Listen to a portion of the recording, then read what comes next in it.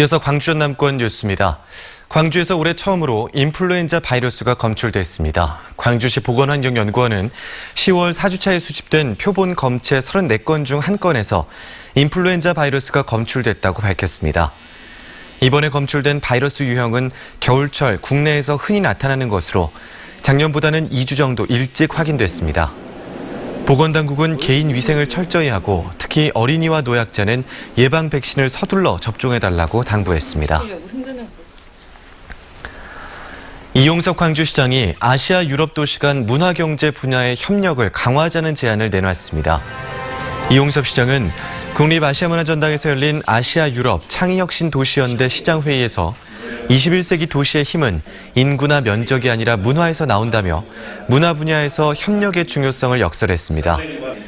이 시장은 4차 산업혁명의 동력이 될 창의산업을 연대와 협력을 통해 혁신 발전시키고 아시아 유럽 도시의 동반 성장을 이뤄내야 한다고 강조했습니다. 한편 창의혁신 도시연대 시장회의에는 아시아와 유럽 등 14개 나라의 시장들이 참가했습니다. 광주시 문화경제부시장 내정에 대해 문화 관련 단체들이 반문화적이라며 유감을 표명했습니다. 광주문화도시협의회와 광주민예총 등 문화 관련 단체들은 이병훈 부시장의 후임으로 기획재정부 출신 인사가 내정된 것으로 알려졌다며 문화를 들러리 세우지 말고 원점에서 재검토할 것을 요구했습니다. 또 후임 인사에 앞서 문화경제부시장의 역할과 권한을 명확하게 규정해야 한다고 주장했습니다. 장휘국 광주시 교육감이 12.6을 탕탕절이라고 표현해 논란이 일고 있습니다.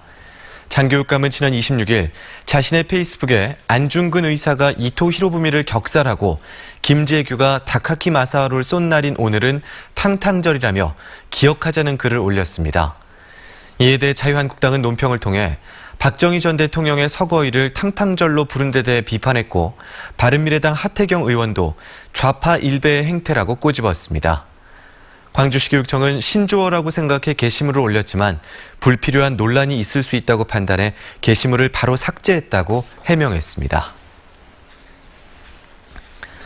조우섭 전 국가균형발전위원회 소통기획관이 광주에서 전략공천이 다시는 되풀이돼서는 안 된다고 지적했습니다. 조우섭 전 기획관은 광주시의회에서 기자간담회를 갖고 구체적인 기준조차 확인되지 않는 여론조사 결과를 토대로 전략 공천을 검토해서는 안 된다고 주장했습니다. 조 전 기획관은 지역 당원의 동의와 공감을 얻지 못하는 전략 공천을 실행할 경우 4년 전의 실패가 반복될 거라고 강조했습니다. 인공지능 중심 도시 만들기에 나선 광주시가 관련 기관들과 인공지능 산업 육성을 위한 협약을 체결했습니다. 광주시에 따르면 광주시와 정보통신기획평가원 등 4개 기관은 인공지능 분야 제품 상용화와 전문 인력 파견 등의 업무에 서로 협조할 것을 약속했습니다. 한편 문재인 대통령은 인공지능 기술 스타트업 교류 행사에서 연내에 인공지능 국가 전략을 제시하겠다고 밝혀 광주의 인공지능 중심 도시 추진에 한층 속도가 붙을 것으로 예상됩니다. 인공지능을 접목한 낙상 방지 기술이 광주 상공회의소의 우수혁신 사례로 선정됐습니다. 광주 상공회의소는 4차 산업혁명 대응 우수업체로 헬스케어 전문업체인 토마토 헬스케어를 선정하고 업체와 함께 발표회를 가졌습니다.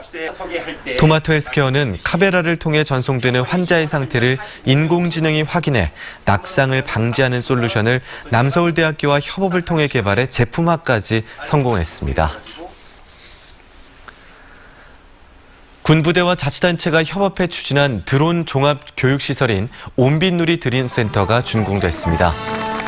광주시와 제31 보영사단은 31사 사령부 내에서 온빛누리 드론센터 준공식을 갖고 드론 축구 경기와 드론 레이싱 등 다양한 시범 사업을 선보였습니다. 온빛누리 드론센터는 국토교통부로부터 전문 교육원으로 승인받아 서남북권의 드론 메카로 자리매김할 것으로 전망됩니다. 국제라이온스협회 355-B1지구 이진빈 총재와 회원들이 광주 남구의 사랑의 식당을 방문해 배식 봉사활동과 함께 후원금을 전달했습니다. 광주 전남 83개 클럽 3,400여 명의 회원으로 있는 라이온스 355-B1 지구는 불우노인과 노숙자 등을 상대로 한 봉사활동을 꾸준히 펼쳐오고 있습니다. 광주 서구청이 도시재생 사업이 진행되고 있는 양동 발산마을에 체조 올림픽 금메달리스트인 양학선 선수의 기념 공간을 조성합니다. 광주 서구청은 내년 12월까지 4억 원을 들여 양학선 선수가 유년 시절에 살았던 판잣집을 기념관으로 조성하고 인근 골목길에는 조형물을 세울 계획입니다.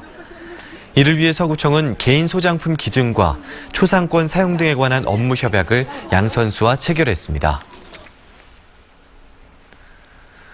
농업이 세상을 바꾼다는 주제로 지난 17일부터 열린 전남 국제농업박람회가 폐막했습니다. 이번 국제농업박람회에는 국내외에서 52만 명의 관람객이 다녀갔으며 18개 나라 46개 회사와 2,400만 달러의 농산물 수출 계약이 추진됐습니다.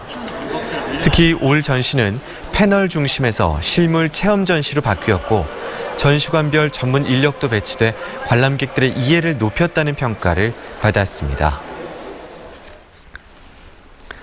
전라남도가 올해 도내 농업인들에게 2,298억 원 규모의 농업직불금을 지급합니다. 전라남도는 다음 달 4일부터 8일까지 도내 농업인 27만 1천여 명에게 올해 쌀 고정직불금을 비롯한 밭직불금, 조건분리직불금 등 2,298억 원을 지급합니다.